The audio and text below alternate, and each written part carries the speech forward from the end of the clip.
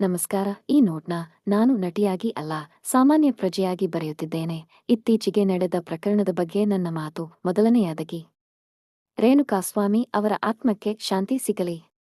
ಅವರ ಕುಟುಂಬಕ್ಕೆ ಭಗವಂತ ಧೈರ್ಯ ಭರಿಸುವ ಶಕ್ತಿ ನೀಡಲಿ ಎಂಬ ಪ್ರಾರ್ಥನೆ ಮಾಡುತ್ತೇನೆ. ಈ ಹತ್ಯೆಗೆ ಕಾನೂನಾತ್ಮಕವಾಗಿ ನ್ಯಾಯ ಸಿಗುತ್ತದೆಂಬ ಭರವಸೆ ನನಗಿದೆ.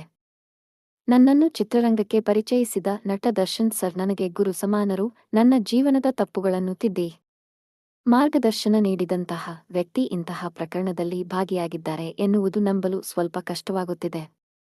ಏನಿದ್ದರೂ ಸತ್ಯ ಪೊಲೀಸ್ ತನಿಖೆಯಿಂದ ನಮ್ಮ ಮುಂದೆ ಬರಲಿದೆ ಎನ್ನುವುದೇ ನನ್ನ ನಂಬಿಕೆ.